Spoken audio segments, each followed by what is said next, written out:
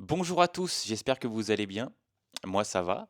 Bienvenue dans ce book haul lecture ou ce vlog lecture. J'ai jamais vraiment compris la différence. Donc, appelez ça comme vous voulez.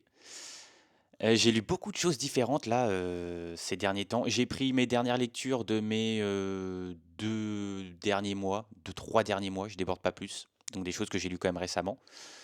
Je vais pas reparler des livres de la rentrée littéraire parce que voilà, j'ai fait une vidéo là-dessus. Vous pouvez la voir si vous voulez. Donc, je reparle pas des mêmes livres, hein, bien évidemment. J'ai lu un peu de tout. J'ai lu du classique, j'ai lu de la BD, du contemporain, de l'étranger, du français. J'ai aussi lu d'autres romans de la rentrée littéraire. Donc beaucoup, beaucoup de choses différentes. Je suis parti un peu dans toutes les directions, mais moi, c'est ce que j'aime. Je vais vous parler aussi de mes prochaines lectures. Pareil, ça part un peu dans tous les sens. Donc voilà, on va commencer. C'est parti. Je vous présente ça sous l'ordre de lecture, hein, tout simplement.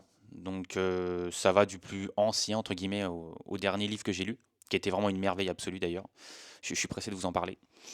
Alors, le livre que j'ai lu il y a, ça doit faire quoi, peut-être 2 mois, peut-être 2 mois et demi maximum. Ça s'appelle, donc c'est du Maupassant, c'est œuvre complète, Contes de la Bécasse, Clair de lune et Contes d'hiver. Donc c'est un regroupement de plein de petites nouvelles comme ça, donc de Maupassant. Maupassant, j'avais déjà lu Ma vie, mais il y a longtemps, donc je me souviens pas très bien, donc j'avais envie de relire cet auteur. Je pense qu'il faudrait que je lise Belle Amie aussi, c'est un roman qui me tente pas mal. Là, donc c'est un petit recueil de nouvelles. Donc comme dans tous les recueils de nouvelles, il y en a qui lui plaisent plus que d'autres forcément, mais dans l'ensemble, c'était quand même un très bon roman. J'aime beaucoup La Plume de Maupassant parce que c'est d'une netteté et surtout c'est très contemporain. Je trouve ça, j'ai l'impression de lire un livre qui a 50 ans. Enfin, c'est vraiment fou de la façon dont, très moderne de son écriture. Et aussi, j'aime bien son côté un peu cynique. Ça parle beaucoup des bassesses de l'être humain en fait, de la lâcheté de l'être humain, de sa perversité. Et c'est souvent drôle. La manière dont il le fait, plusieurs fois j'ai ri. Donc c'est un petit mélange d'émotions comme ça que l'on a, qui est très sympa. Et je lisais autre chose en même temps. Donc souvent je lisais une petite nouvelle par jour ou tous les 2 jours. Et j'étais très content de le retrouver à chaque fois. C'était ma petite parenthèse comme ça. Et la plupart du temps j'ai aimé les nouvelles. Donc franchement c'était une bonne lecture. Je suis pas déçu. Il faudrait vraiment que j'en lise d'autres de Maupassant. Donc voilà. Ça c'était plutôt sympa. Ensuite, j'ai lu Terre des affranchis de Liliana Lazare aux éditions Babel, qui est l'édition poche d'Actes Sud, hein, qui est une maison d'édition que j'aime beaucoup.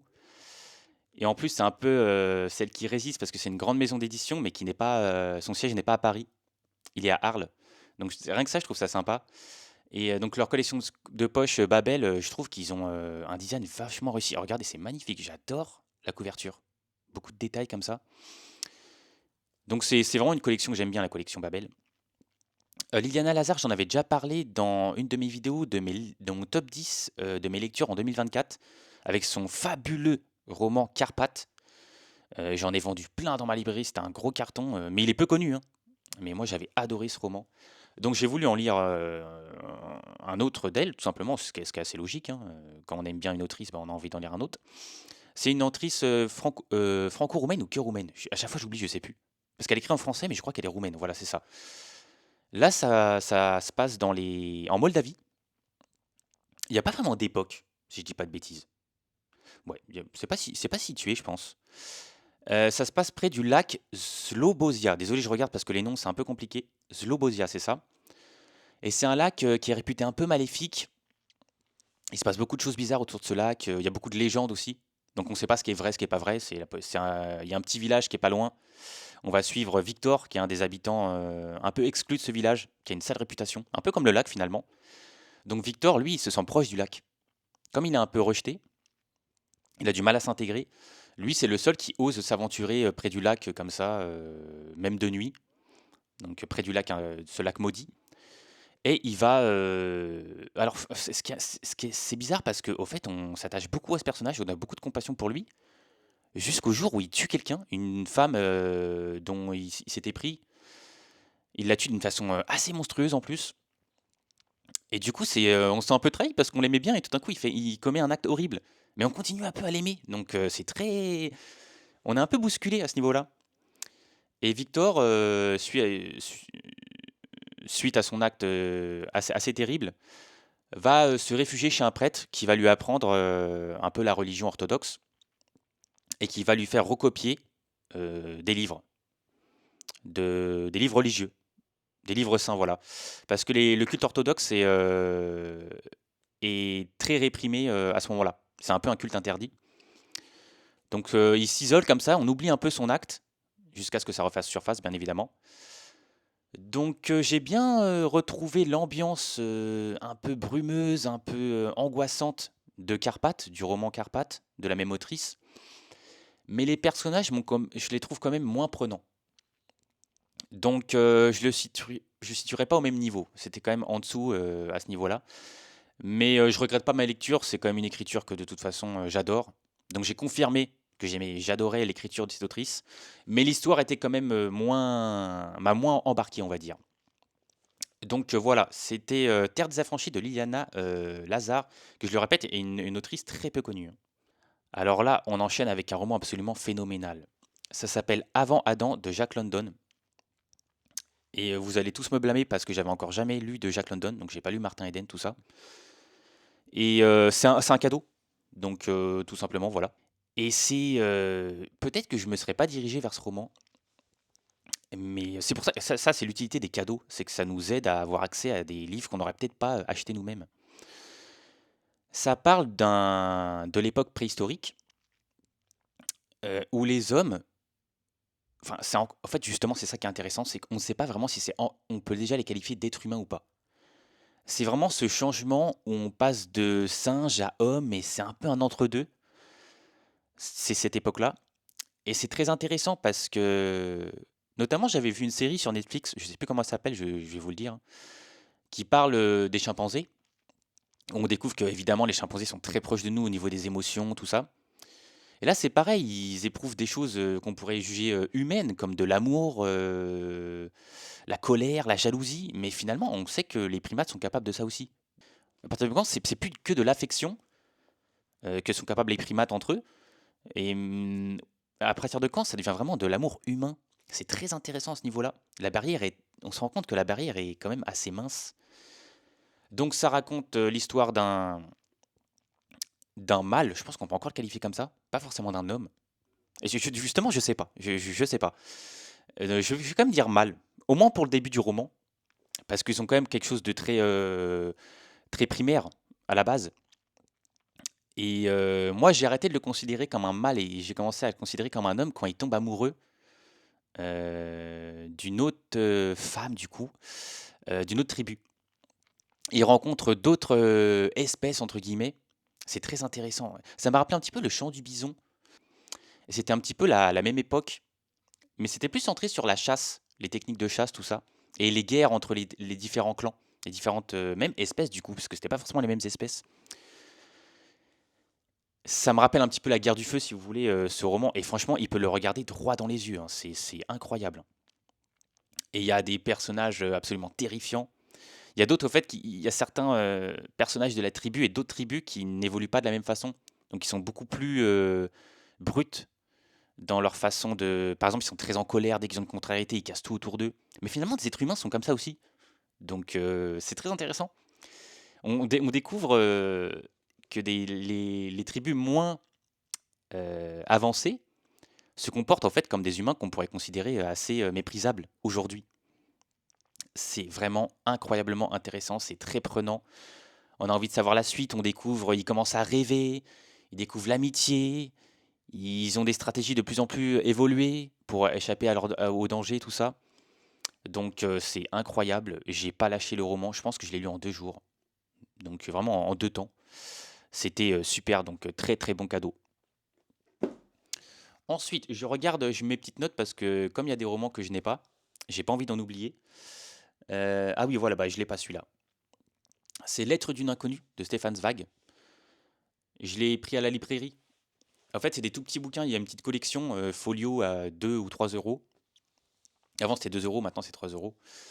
Où c'est plein de petits romans d'auteurs connus, d'auteurs et d'autrices connus. Et Lettre d'une inconnue en fait partie. Et de temps en temps, quand j'ai 5 minutes au travail ou pendant ma pause déjeuner, bah, je lis un petit peu quelques pages. Donc en fait, c'est des romans qui font 50 ou 100 pages, mais je mets 2 semaines ou 3 semaines à les lire. Parce que vraiment, je fais 2-3 pages par jour.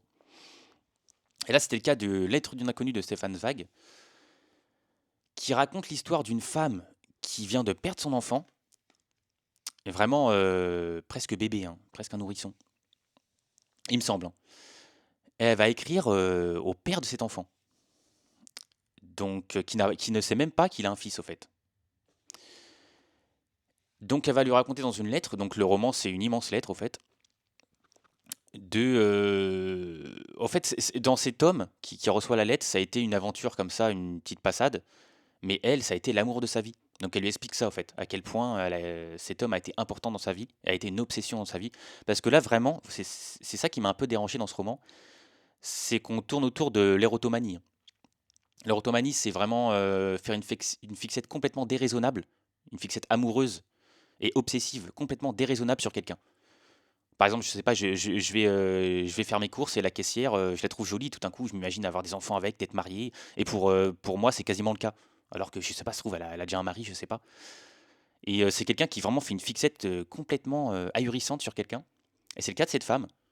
Depuis qu'elle est toute petite, cet homme a emménagé en face d'elle.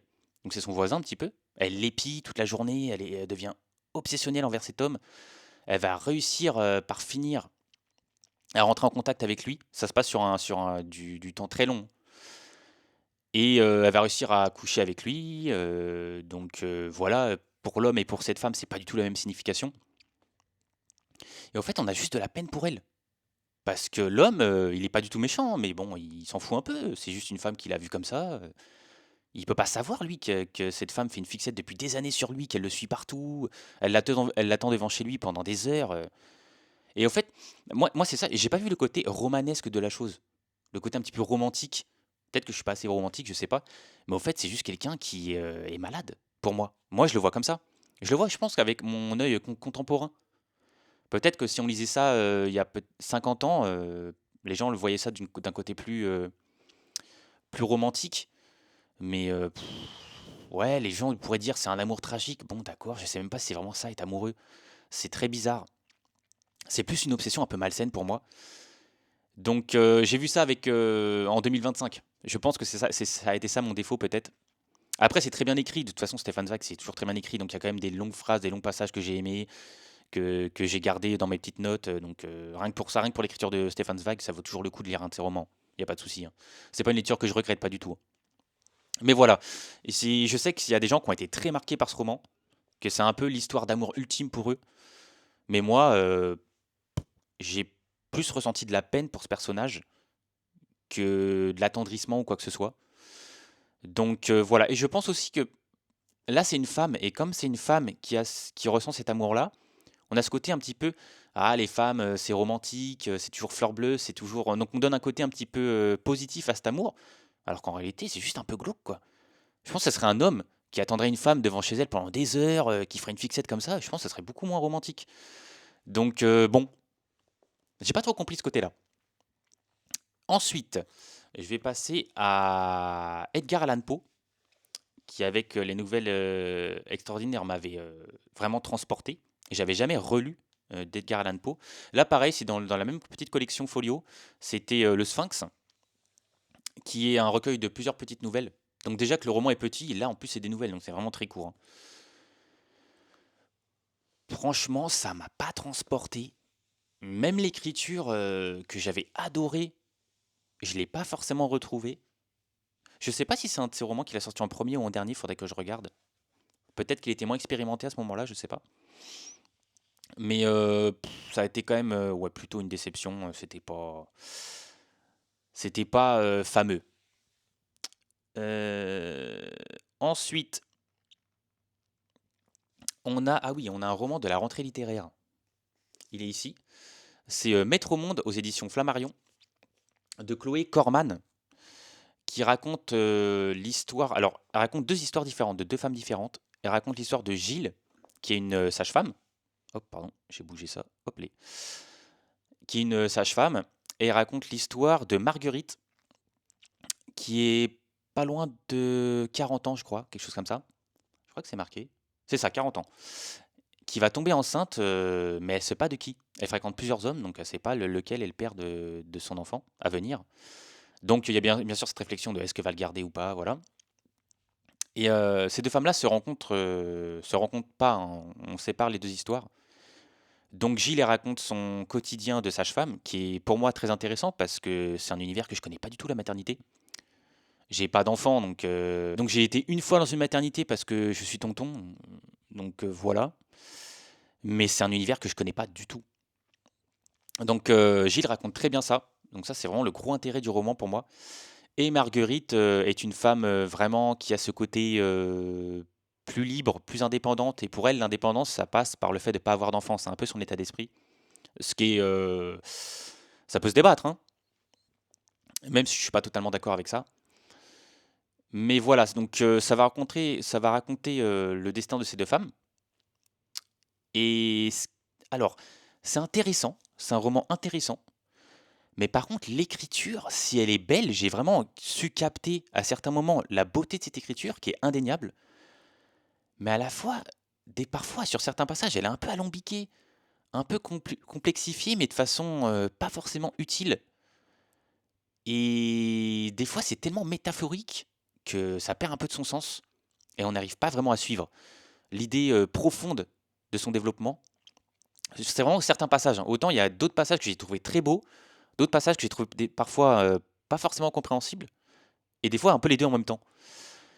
Parce que, en fait, c'est le genre d'autrice, comme certains auteurs, qui, je pense, ils ont des pensées, et ils les écrivent. Ils se posent pas la question de ah, est-ce qu'on va comprendre ou pas. Vous voyez? Ils n'ont pas cette traduction envers le lecteur. Parce que moi aussi j'ai des pensées, mais si je les écris comme ça, bon, il faut que je fasse en sorte que vous les compreniez. Donc on écrit pour le lecteur finalement. Et là c'est quelqu'un qui a écrit, on sent qu'elle écrit un peu pour elle. Enfin, c'est la sensation que moi j'ai eue. Et des fois on a un peu laissé de côté finalement. On se dit mais ok, bon là t'as fait un développement qui est assez complexe, avec une écriture vraiment très envolée, avec des termes, beaucoup d'oxymores, tout ça.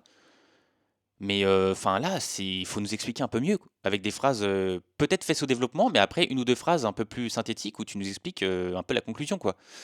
Parce que là, tu mets un peu une distance entre nous.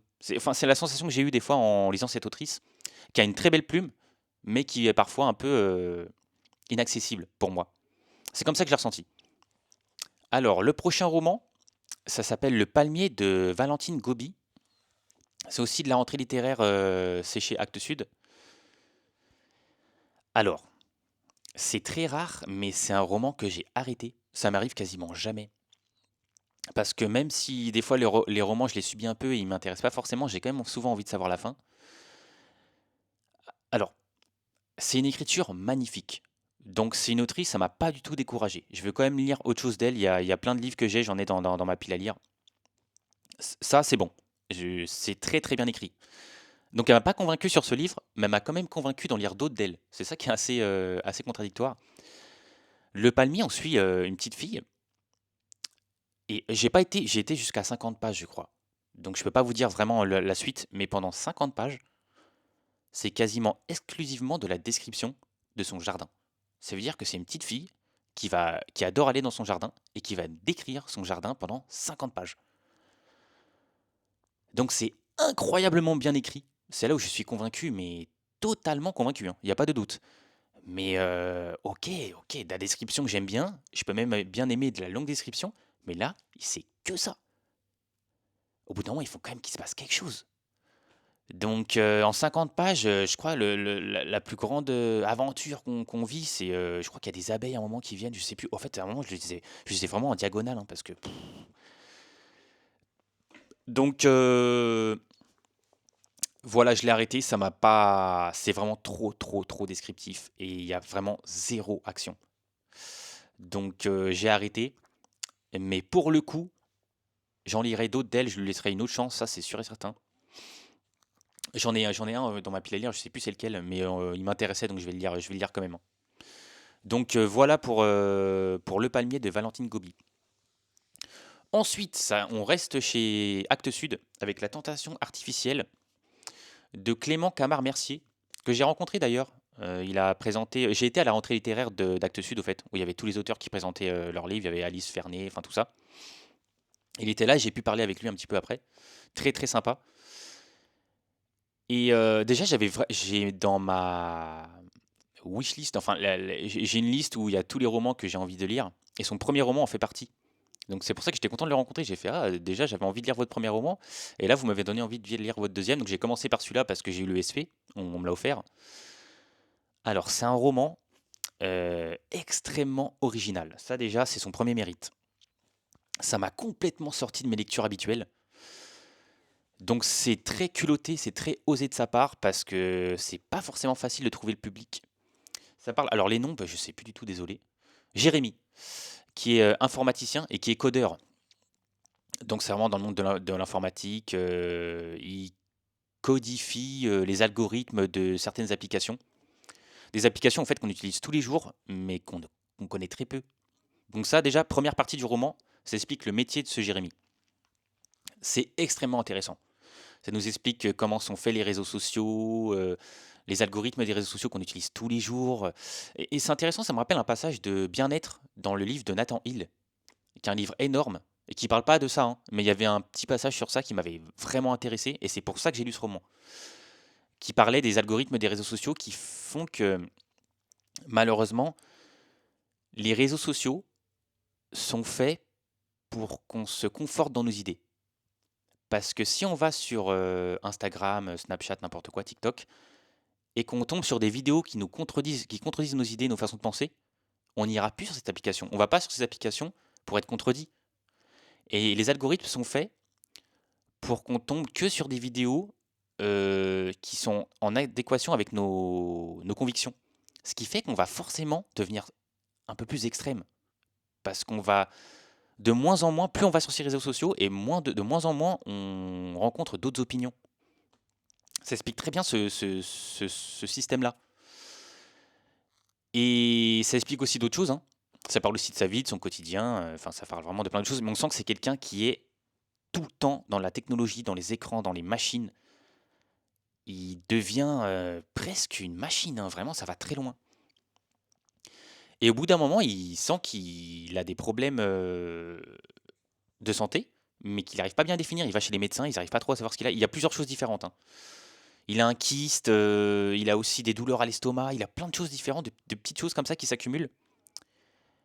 Moi, je le vois comme il est un peu en train de faire un burn-out. Moi, je le prends un peu comme ça, mais peut-être que c'est pas ça, hein. Donc, il va chez les médecins et les médecins lui disent, bah, c'est pas très grave, mais c'est chiant. C'est exactement ça qu'ils lui disent. C'est pas très grave, mais c'est chiant. Et lui, il voit ça comme un signe, peut-être qu'il travaille trop, peut-être qu'il est trop dans les écrans, tout ça. Et il va demander à un algorithme qu'il crée lui-même la solution pour guérir, pour ne plus avoir ces problèmes de santé. Et une des solutions apportées par cette IA, c'est la seule solution, je crois. Ils lui disent de se rendre dans un monastère, de se couper complètement de la technologie. Donc c'est marrant, c'est une technologie qui lui dit de se couper de la technologie, que là, il va trop loin. Donc il se rend dans un monastère et là, ça prend une direction totalement différente. Donc il passe d'un extrême à un autre, hein. Il passe d'un monde extrêmement connecté, extrêmement où la technologie est partout, à un monde où complètement coupé du monde. Pendant cette partie-là, il y a certains passages, il m'a complètement perdu. L'auteur m'a complètement perdu, je comprenais plus ce qu'il faisait. Et pendant 50 pages, je me suis complètement déconnecté du roman, je comprenais plus rien. Et après, je me suis reconnecté. Donc je lui pardonne parce que le roman est tellement puissant, et tellement bien écrit, et tellement fort, que je pardonne ce passage à vide. Et la fin est incroyable.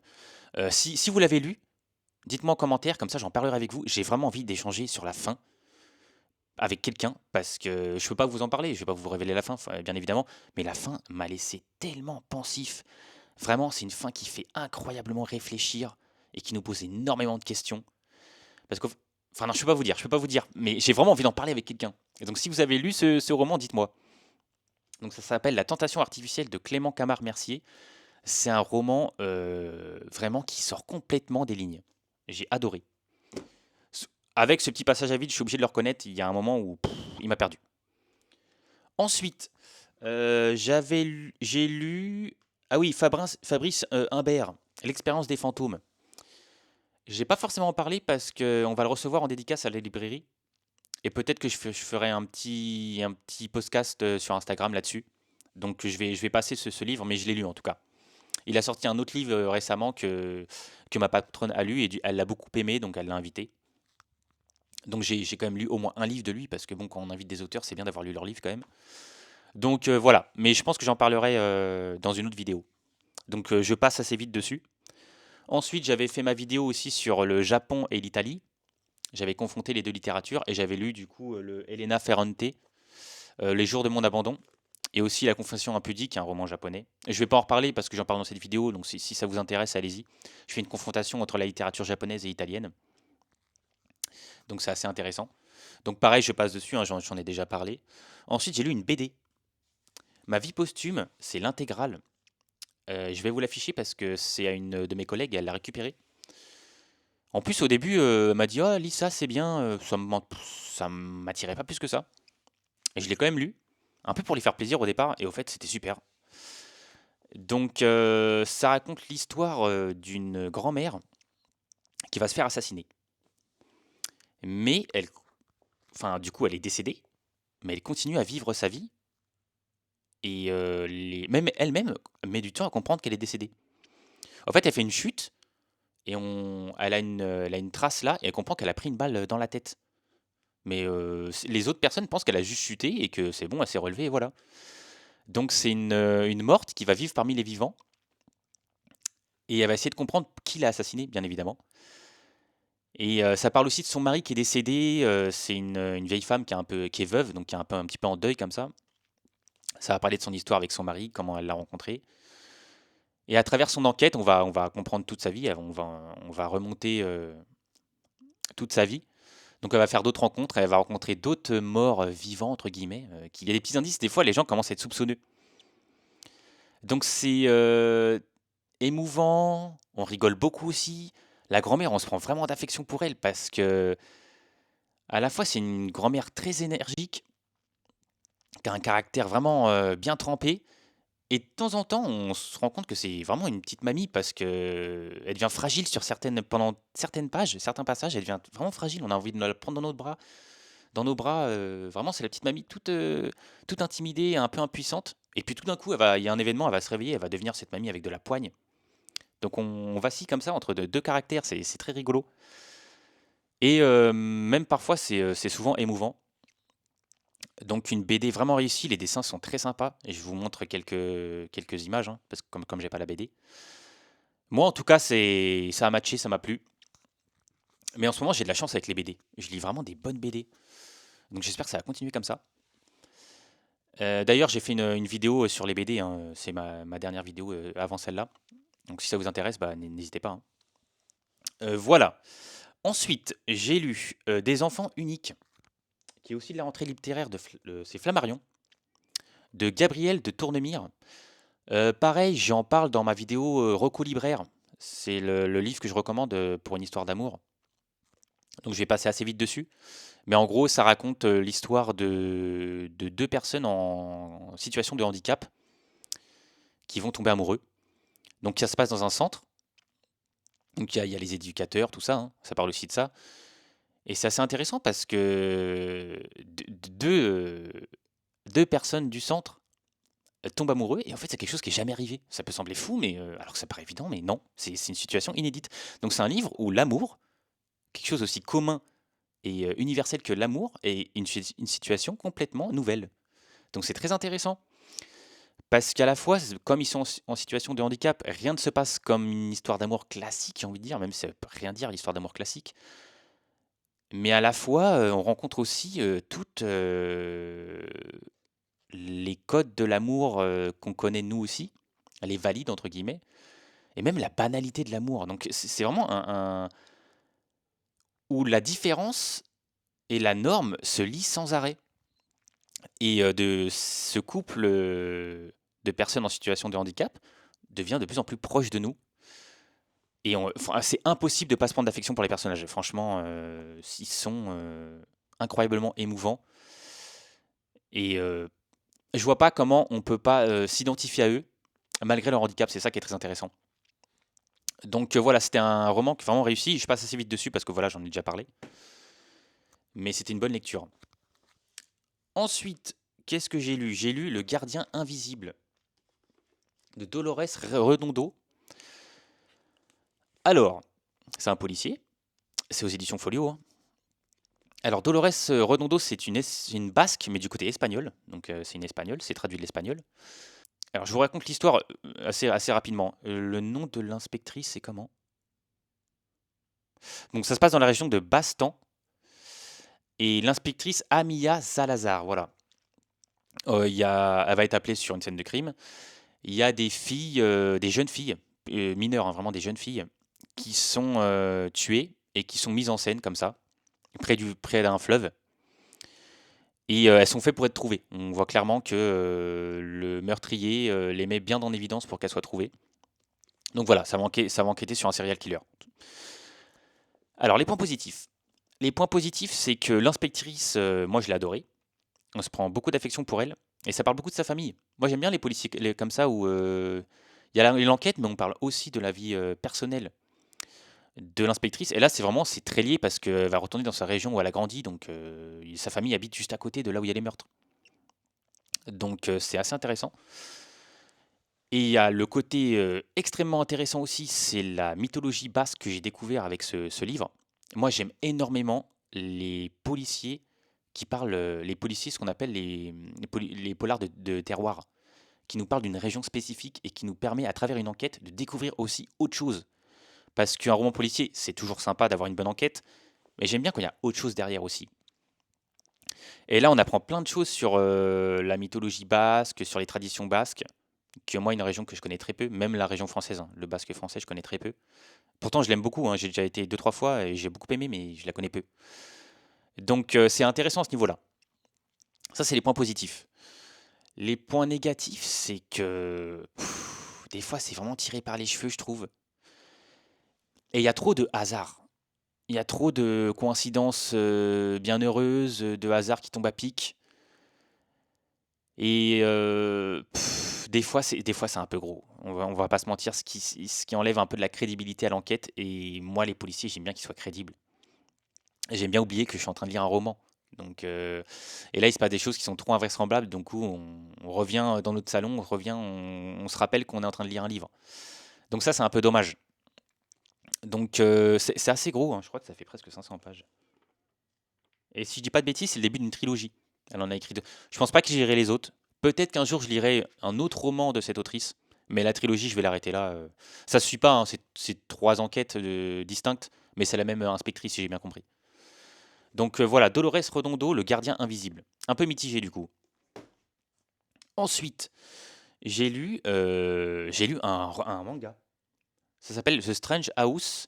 C'est de Uketsu et de Kyo Ayano. Uketsu qui est en train de faire un carton monumental avec ses romans. On en entend énormément parler. Alors, The Strange House, En fait, je me suis un peu reconnecté au manga, parce que ça faisait presque un an que j'avais pas lu de manga, vraiment. Donc je suis plutôt content parce que c'est quand même assez réussi. Ça raconte l'histoire d'une jeune femme qui va un peu enquêter sur une maison, parce qu'on apprend qu'il y a des disparitions qui sont faites dans la maison. Il y a des gens qui se rendent dans cette maison et qui ne ressortent pas. Et ce qui est intéressant, c'est que il y a beaucoup de plans. Je vais essayer de vous montrer une image. Ouais, voilà, par exemple. C'est ça que j'ai adoré dans ce manga, c'est qu'il montre des plans de la maison et on est censé, nous-mêmes lecteurs, essayer de deviner avant qu'est-ce qu'il y a d'étrange dans cette maison. On nous montre des plans et on est un peu, on est libre de pas tourner la page tout de suite et d'essayer de deviner nous-mêmes ce qui se passe. Qu'est-ce qu'on pourrait trouver étrange? Il y a parfois j'ai deviné certaines choses. J'étais assez fier de moi. C'est très participatif. Donc ça, j'ai trouvé ça très ingénieux et très original. Et les dessins sont pas mal, hein. J'ai beaucoup aimé les dessins aussi. Je sais pas si on voit bien. Donc ça, c'est les côtés très positifs du manga. Donc je lirai le deuxième tome. Donc à partir du moment où je lis quelque chose et que j'ai envie de lire le tome suivant, déjà c'est une réussite. Petit bémol, je sais pas si c'est fait exprès pour qu'on se concentre sur l'enquête ou pas, mais les dialogues sont quand même peu évolués, sont quand même assez arides.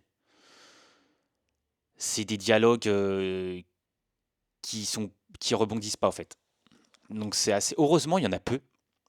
Par exemple, les moments où elles font. Quand on parle de l'enquête, ça va, mais le moment où elle en parle avec des connaissances à elle, Ouais, c'est pas des dialogues faramineux, hein. Franchement, c'est un peu sans saveur les dialogues à ce niveau-là. C'est le reproche que je pourrais faire, c'est que ça n'a pas été très travaillé à ce niveau-là. Donc voilà, petit bémol. Mais dans l'ensemble, voilà, quand même une bonne lecture. Ensuite, on finit par un roman absolument époustouflant qui s'appelle Décrochage de Julien Fillot et c'est aux éditions Viviane Almy. C'est de la rentrée littéraire, hein. Donc j'ai un nouveau chouchou clairement dans ma rentrée littéraire. J'ai fait une vidéo dessus, mais celui-là je l'avais pas encore lu, mais sinon je l'aurais mis tout de suite, hein. Ça raconte, alors il y a un double intérêt à ce roman. Ça raconte le quotidien d'un professeur, un instituteur de CM2. Donc ça nous permet une immersion absolument parfaite, incroyablement efficace du système scolaire. Donc ça, c'est le côté intéressant. Et il y a une enquête. Donc c'est un semi-policier. C'est super. Il y a vraiment un double intérêt. Et l'enquête policière est très très bien réussie parce qu'il y a un enfant qui va être retrouvé décédé dans la cour de récréation pendant les vacances. Donc ça veut dire qu'il y a cet élève a accédé à l'école alors qu'elle était fermée. Je sais pas, il a escaladé le portail ou quelque chose comme ça. Et il a été retrouvé mort dans la cour de récréation. Donc il y a une enquête parallèle à ce niveau-là. Mais le côté le plus intéressant, ça va être l'arrivée d'un nouvel élève qui s'appelle Brian. Un élève perturbateur, irrespectueux, fatigant, extrêmement inquiétant sur plein de points, qui a déjà été viré d'autres écoles avant. Donc c'est vraiment un petit peu le gamin que aucune école veut et qui se transmet comme ça un peu comme un parasite. Et ce qui est intéressant dans ce roman, c'est que on se demande tout le long du roman, il y a une question qui nous quitte pas. Est-ce qu'on peut haïr un enfant comme un adulte? Parce que Brian, il est détestable, mais il a 10 ans. Donc il n'est pas responsable de tout ce qu'il fait. On ne peut pas responsabiliser complètement un enfant en fait. Même si ce qu'il fait, des fois il fait des choses absolument, on a envie de le tarter, hein. Vraiment, il n'y a pas d'autre mot. D'ailleurs, l'instituteur qui s'appelle J, il n'a pas de nom, c'est juste la lettre J, a envie, des fois il a des pulsions, il n'en peut plus. Et on a du mal à le juger parce que même nous, on n'en peut plus de Brian, on n'en peut plus de Brian. Et ce Brian, quand il y a cet autre élève qui est retrouvé décédé, forcément, on va s'interroger sur. Ça coïncide un peu avec sa venue dans l'école. Donc forcément, on se pose des questions. Donc c'est très intéressant parce que ça parle de l'impuissance d'un instituteur au fait face à un élève qui la situation le dépasse complètement. Ça parle aussi de sa vie privée à cet instituteur, pardon, qui au début se passe bien et puis au fait on ne sait pas si sa vie va de plus en plus mal, mais on ne sait pas si c'est que lié à Brian ou pas. Et est-ce qu'il va se venger un peu sur Brian? Au fait, c'est très intéressant parce que c'est des relations adulte-enfant qui ne sont pas acceptables. Cet instituteur va développer des émotions envers cet élève qui ne sont pas acceptables. Vraiment de haine. Mais on arrive à le comprendre. C'est ça qui est dérangeant. Ça, c'est un roman qui n'est pas fait pour les gens qui n'aiment pas être bousculés et qui n'acceptent pas parfois d'être un peu mal à l'aise dans un roman. Et c'est quelque chose que je comprends tout à fait, hein. C'est pas quelque chose que je juge, hein. Parce que politiquement, il est souvent incorrect, ce roman. Moi, j'aime bien parce qu'au fait, comme c'est un roman, on fait de mal à personne. Donc, c'est l'intérêt un peu des livres, c'est qu'on sort un peu de ce qui est acceptable dans la vie réelle. Mais on n'arrête pas de se poser cette question, qu'est-ce qu'on aurait fait à la place de cet instituteur? Parce qu'il y a de quoi péter les plombs. Donc, moi, j'ai trouvé ce roman incroyable. Tout ce qu'essaye de faire cet instituteur, mais qui marche pas, comment il se bat et comment, au bout d'un moment. En fait, le décrochage, il y a un S à décrochage. Et le S de décrochage, il est important. Et ça, on le découvre au fur et à mesure du roman. C'est quelque chose à laquelle j'avais pas prêté attention parce qu'on peut très bien mettre décrochage au singulier. Et là, il y a un S. Donc vraiment un roman à multi-intrigue, très réussi, une immersion, les scènes, on a l'impression d'y être. Donc c'est les plumes qui sont réussies, hein, c'est vraiment quand on est dans le roman, on quitte son salon, on quitte où on est et on est avec le personnage. C'était incroyable. Voilà pour les lectures que j'ai faites. Donc vous voyez, il y avait du bon, il y avait du moins bon. Et je vais juste vous présenter vraiment vite fait, hein, les lectures que je vais peut-être faire dans les prochains mois. Moi jusqu'à Noël, parce qu'après il y aura la lecture de la rentrée littéraire de janvier. Donc je vais relire des nouveautés. Là, j'ai envie de quitter un petit peu la nouveauté et me diriger vers du fond un petit peu. Alors, il y a un peu de tout, hein. J'ai envie de me lancer de relire un classique. Donc j'ai envie de lire une valeur sûre, enfin des auteurs que j'adore en fait. J'ai envie de relire des auteurs que j'adore. Donc soit il y a Le Chant du Monde de Giono, de Jean Giono, qui est un auteur que j'affectionne particulièrement. Le Hussard sur le toit, c'est peut-être mon roman préféré de tous les temps, pour vous dire un petit peu. Donc voilà, j'ai envie de relire un Jean Giono, j'en ai lu d'autres, hein. J'ai pas lu que Le Hussard sur le toit. Mais celui-là, Le Chant du Monde, je l'ai jamais lu. Et il y a aussi, bah voilà, là je fais dans la valeur sûre, c'est des auteurs que j'adore, Jean-Paul Sartre, Le Mur. Donc je connais pas, je crois que c'est des nouvelles. Ouais, c'est des nouvelles. Il y a La Chambre, Hérostrate, Intimité, L'enfance d'un chef et du coup Le Mur. Jean-Paul Sartre, j'adore aussi, donc j'ai envie de lire des valeurs un peu sûres. Ensuite, j'ai envie de lire un autre Serge Brussolo, qui est un auteur que j'ai découvert avec Les Prisonnières de Pharaon, si je dis pas de bêtises. J'en parle dans ma meilleure lecture de 2023 ou 2022, je sais plus. Et j'ai adoré cet auteur qui commence à être de plus en plus méconnu. Et là, c'est Le chat aux yeux jaunes. Je vous dis la synopsis. On ne survit pas longtemps à Hollywood. Peggy McFoyle, star oubliée de la série comique First Lady dans les années 1960, ne s'est jamais remise de son succès. Dans son manoir, transformé en hospice pour acteurs vieillissants, elle continue à jouer le rôle de sa vie. Mickey Cades, engagé pour rénover les lieux, ne tarde pas à découvrir l'envers du décor. Disparition inexpliquée, machination, meurtre. Derrière la comédie, First Lady a tout l'air d'une série criminelle, avec un chat empaillé en spectacle privilégié. Ça a l'air d'être complètement délirant. Et Serge Brussolo, c'est un auteur complètement délirant. Il nous emmène dans des mondes complètement fous. Et dans Les Prisonnières du Pharaon, c'est ça que j'avais aimé chez cet auteur. Et là, j'ai l'impression que c'est la même chose. On va partir dans un monde avec des personnages complètement fous. Ça me tente énormément. Ça, je pense que c'est même ma vraiment prochaine lecture. Ensuite, je vais lire un Stephen King. Stephen King, pour info, c'est peut-être l'auteur que j'ai le plus lu dans ma vie. J'ai lu plus d'une trentaine de romans. Mais j'ai pas lu, je les ai pas tous lus parce qu'il a énormément écrit. Et j'ai pas lu la saga Ça. J'ai même pas vu le film, je fais exprès parce que j'ai envie de lire le livre d'abord. Donc c'est en 2 volumes, hein. Donc ça, j'aimerais bien le lire avant la fin de l'année, ça serait sympa. Et j'ai aussi envie de lire Splitting Booties de Stephen King, du même auteur. C'est un monde où les femmes deviennent toutes folles, je crois que c'est ça.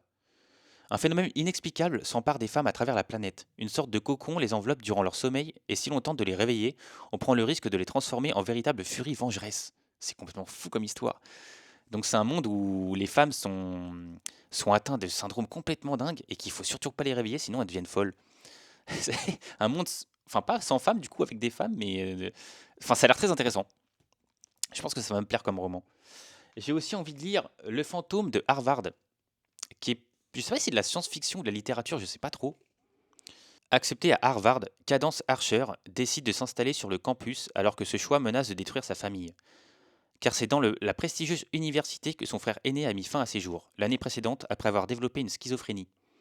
Caddy ne peut se résoudre à continuer de vivre sans savoir ce qui a poussé cet étudiant de génie à se suicider.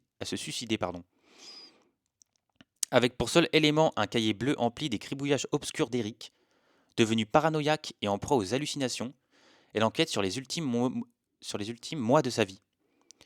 Plus Caddy avance, plus ses soupçons augmentent. Puis elle-même commence à entendre des voix. Ça, franchement, ça m'a l'air pas mal. C'est assez gros par contre, ça fait plus de 600 pages.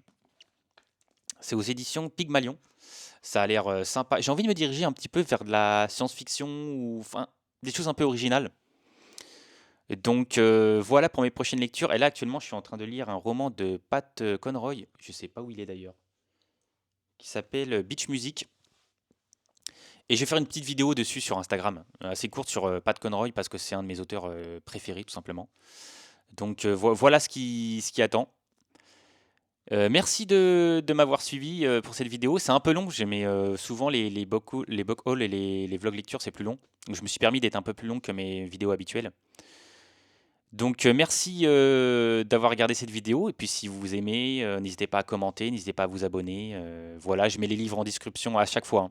À chaque fois, je mets tous les livres en description. Donc voilà, merci beaucoup et puis à bientôt. Prenez soin de vous et lisez bien, comme dirait Augustin Trapenard. À bientôt.